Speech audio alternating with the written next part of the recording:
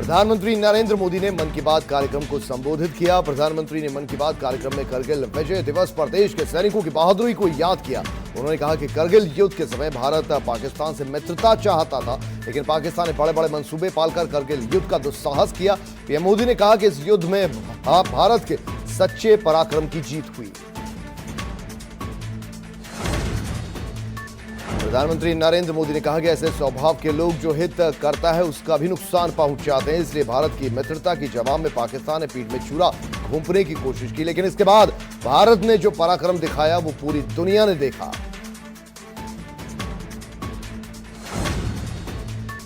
Corona पर लगाम लगाने के लिए एक्शन में सीएम योगी ने बलिया में कोरोना से निपटने के साथ साथ मौजूदा हालातों को लेकर अधिकारियों से समीक्षा की। इसके बाद सीएम योगी कोरोना हालातों का जायजा लेने वाराणसी पहुंचे।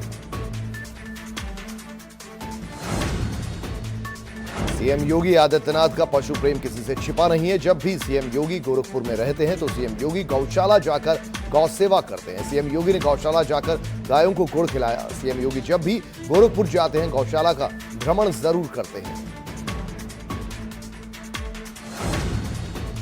बलिया का दौरा करने के बाद सीएम योगी वाराणसी पहुंचे। सीएम योगी ने बीएचयू सेंट्रल ऑफिस सभागार में वाराणसी मंडल के अधिकारियों के साथ कोरोना मौजूदा हालातों पर समीक्षा बैठक की। बलिया और वाराणसी दौरे से पहले सीएम योगी ने गोरखपुर एम्स का जायजा लिया। उन्होंने अस्पताल में व्यवस्थाओं का जायजा लिया। इसके बाद उन्होंने बाढ़ प्रभावित इलाकों का हवाई सर्वेक्षण भी किया। सीएम योगी ने यह कहा कि बाढ़ प्रभावितों की राहत के लिए कई कदम उठाए गए हैं। वहीं प्रशासन को बाढ़ पीड़ितों के लिए खाद्यान्न और मेडिकल टीम की तैनाती के लिए भी निर्देश दिए गए। देश करगिल विजय दिवस मना रहा है। हर साल 26 जुलाई को करगिल दिवस मनाया जाता है। इस दिन करगिल युद्ध में शहादत देने वाले 527 सैनिकों को याद किया जाता है। आपको बता दें कि इस साल भारत 21वां करगिल युद्ध दिवस विजय दिवस मना रहा है। इस युद्ध में सैकड़ों भारतीय सैनिक पाकिस्तान के साथ लड़ाई में शहीद हुए। साल 1999 में मई से जुलाई तक चलने वाला यह युद्ध जम्मू कश्मीर के करगिल सेक्टर में नियंत्रण रेखा पर हुआ था। विजय दिवस पर भारतीय सेना ने करगिल में शहीद वीर जवानों को याद करते हुए एक वीडियो जारी किया, जिसमें भारतीय सेना के शौर्य गाथा को बताया गया है। करगिल दिवस पर दिल्ली स्थित नेशनल वॉर मेमोरियल पर रक्षा मंत्री राजनाथ सिंह, सीडीएस सहित तीनों सेना प्रमुखों के साथ श्रद्धांजलि अर्पित की गई और जवानों की शहादत को याद किया गया। आपको बता दें कि करगिल विजय दिवस हर साल 26 जुलाई को मनाया जाता है। 1999 में करगिल युद्ध हुआ था, जिसमें भारत की जीत हुई थी। 1999 में दुश्मन देश पाकिस्तान को धूल चटाकर हमारे वीरों ने अपने प्राण न्यौछावर कर दिए थे। शहीदों की याद में प्रयागराज में सैंड आर्टिस्ट ने बालू की रेत पर शूरवीरों की तस्वीर बनाई और उनको अपनी श्रद्धांजलि अर्पित की। गाजियाबाद के सांसद और सेना में जनरल के तौर पर कमान संभाल चुके जनरल वीके सिंह ने करगिल दिवस पर सैनिकों को बधाई दी। इस दौरान उन्होंने कहा कि करगिल या किसी भी मौके पर सेना के शौर्य को कभी भुलाया नहीं जा सकता। कोरोना काल में राम भक्तों का अयोध्या आने से रोकना बड़ी चुनौती हो सकता है। श्री राम जन्मभूमि तीर्थ क्षेत्र न्यास की लोगों से भावुक अपील है, अयोध्या न आए, गांव घर में ही उत्सव मनाएं। आपको बताते चले कि राम मंदिर भूमि पूजन का दूरदर्शन के जरिए लाइव प्रसारण किया जाएगा। लोग घर में बैठे ही भूमि पूजन अनुष्ठान का दर्शन कर सकेंगे। गाजियाबाद में ठग गिरोह पर पुलिस का शिकंजा कसा हुआ है। ऑपरेशन 420 के तहत 2 शातिर ठग पकड़े गए। बताया ये जा रहा है कि गिरोह विदेश में नौकरी दिलाने के नाम पर लोगों से ठगी किया करता था। कानपुर देहात में 9 दिन से अगवा शख्स का अब तक कोई सुराग हाथ नहीं लगा। अपहरणकर्ताओं ने अगवा युवक की रिहाई के लिए 18 जुलाई को 20 लाख की फिरौती मांगी थी।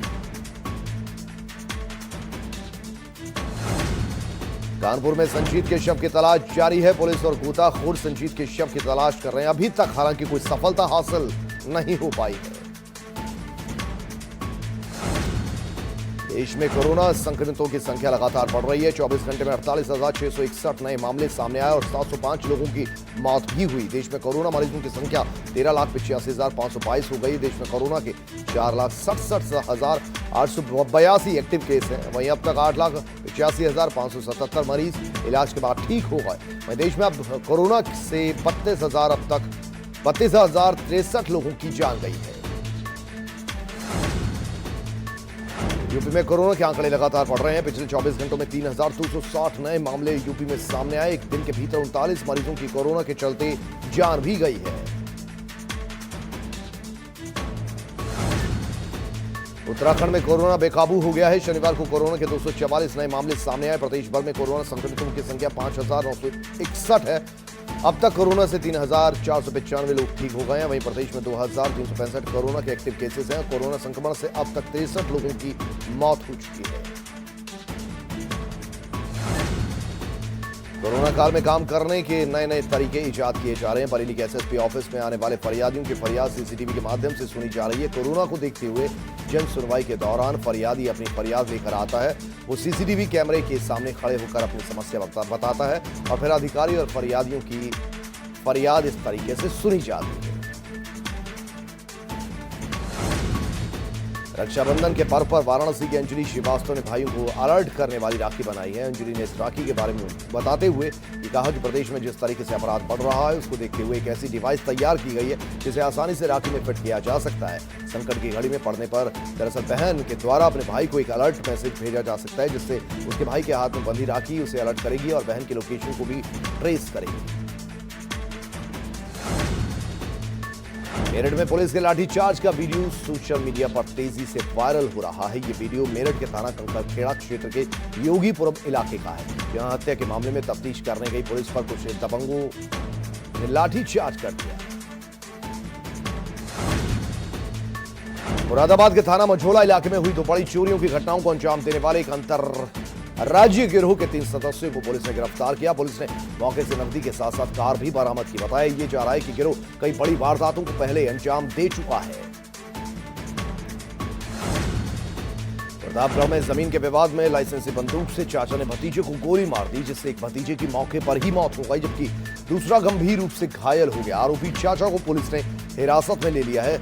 अंतु थाना क्षेत्र के बझान की घटना बताई जा रही है। भोली भाली जनता को चमत्कार बताकर ठगने वाला एक पाखंडी बाबा पुलिस ने गिरफ्तार किया है। ये पाखंडी बाबा सुल्तानपुर जिले के बल्दीराय इलाके में पकड़ा गया। फिलहाल पुलिस ने गिरफ्तार कर आगे की कार्रवाई शुरू कर दी है। बुलंदशहर में वकील धर्मेंद्र चौधरी संदिग्ध परिस्थितियों में लापता हो गए। वकील की बाइक खबरा गांव रोड पर जंगल में मिली। लापता वकील का भी कोई सुराग हाथ नहीं लगा है। परिजनों ने अपहरण की आशंका जाहिर की है। बुलंदशहर के खुर्जा नगर कोतवाली का यह मामला बताया जा रहा है। अलीगढ़ के सिविल लाइन इलाके में नगर आयुक्त सत्य प्रकाश पटेल ने डेयरी संचालकों को फटकार लगाई। नगर आयुक्त ने डेयरी संचालकों पर 4 लाख रुपयों का जुर्माना भी लगाया। बताया जा रहा है कि लंबे समय से शहर में ये डेयरी चल रही थी बिना नियमों के। ऋषिकेश में खौफनाक वारदात सामने आई है जहां प्रेमी के साथ मिलकर पत्नी ने पति की हत्या कर दी और फिर शव को शौचालय में दफन कर दिया।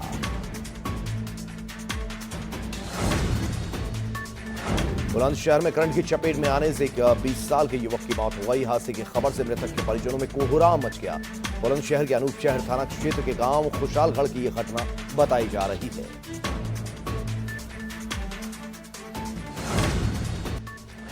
गाजियाबाद में मास्क पहनने की सलाह देना भारी पड़ गया। सीएनजी पंप पर मास्क पहनने को कहने को लेकर कार सवार युवकों ने मारपीट की। इतना ही नहीं, बीच बचाव करने आए कार को भी युवकों ने पीटा। पूरी घटना सीसीटीवी कैमरे में कैद हो गई। मामले में पुलिस ने 3 आरोपियों को गिरफ्तार कर लिया है। रामपुर में मामूली कहा सुने में 2 पक्षों में फायरिंग हो गई। फायरिंग में प्रधान के बेटे को गोली लग गई जिसकी इलाज के दौरान मौत हो गई। दूसरे पक्ष से घायल शख्स का इलाज चल रहा है। मामले में दोनों पक्षों में से किसी ने थाने में कोई तहरीर नहीं दी। बरेली में कटिया डालने को लेकर 2 पक्षों में मारपीट हो गई। दोनों पक्षों में जमकर लाठी डंडे चले, पत्थरबाजी हुई। मारपीट में 5 लोगों की घायल होने की खबर है। मारपीट का वीडियो सोशल मीडिया पर वायरल हो रहा है।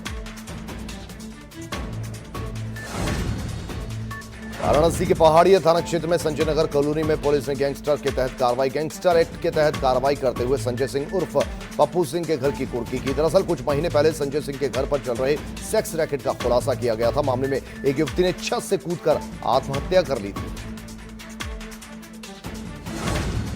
उधम सिंह नगर के किच्छा बैराज पर मछली पकड़ने गए 2 लोग नदी के बीच टापू में फंस गए। नदी से बाहर निकलने का कोई सहारा न देख दोनों शख्सों ने आसपास से गुजर रहे लोगों से बचाने की गुहार लगाई। स्थानीय लोगों ने इसकी सूचना फिर पुलिस को दी। इसके बाद मौके पर पहुंची पुलिस ने कड़ी मशक्कत के बाद दोनों को बाहर निकाला। उधर गाजीपुर के गहमर इलाके में कैश वैन अनियंत्रित होकर पलट गई। कैश वैन में सवार 4 लोग घायल हो गए।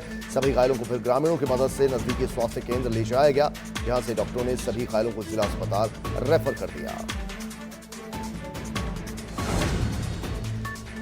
कानपुर के पनकी इलाके में निर्माणाधीन अपार्टमेंट में करीब 8 फीट लंबा अजगर मिला। निर्माणाधीन अपार्टमेंट में अजगर मिलने से यहां हड़कंप मच गया।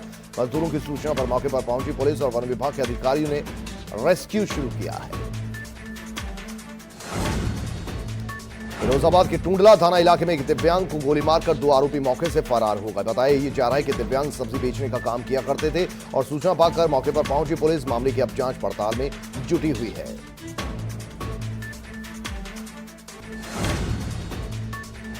कौशाम्बी में बदमाशों ने 48 घंटे के भीतर 4 लोगों को मौत के घाट उतार दिया।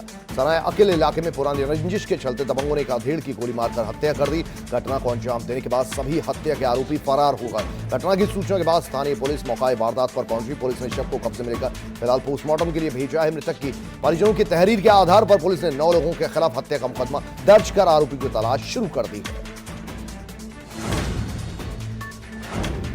मुजफ्फरनगर में कखरोली पुलिस ने गौकशी की सूचना पर छापेमारी करके एक शख्स को गिरफ्तार किया है। बताया ये जा रहा है कि 3 दिन पहले एक वीडियो सोशल मीडिया पर वायरल हो रहा था, जिसमें आरोपी ने पुलिस टीम के साथ अभद्रता और गाली गलौज की थी। इस वीडियो के वायरल होने के बाद एसएसपी ने प्रभारी निरीक्षक को लाइन हाजिर कर दिया था। आगरा पुलिस ने अंतर्राज्यीय पशु तस्कर गिरोह का पर्दाफाश किया। पुलिस आगरा से गिरोह के 4 सदस्यों को गिरफ्तार कर चुकी है। वहीं 9 सदस्यों को मथुरा और 2 सदस्यों को इटावा से गिरफ्तार किया गया। पुलिस ने इनके कब्जे से 255 पशुओं और 2 ट्रक को बरामद किया। आपको बताते चले इस कार्रवाई में जिले की क्राइम ब्रांच टीम और सिकंदरा पुलिस शामिल रही है। हरदोई के पाली इलाके में रह रहे करगिल शहीद के परिजन दर दर की ठोकरें खाने को मजबूर हैं। करगिल युद्ध में दुश्मनों के दांत खट्टे करने वाले अमर शहीद आबिद खान के माता पिता और भाई मुफलिसी में जीवन यापन कर रहे हैं। शहीद के मां बाप को कभी 6 महीने तो कभी 9 महीने बाद पेंशन मिल जाती है। जो शासकीय सहायता मिली वो पत्नी लेकर अलग रहने लगी। शहीद के माता पिता और भाई आज भी तंगहाली में जीवन यापन कर रहे हैं।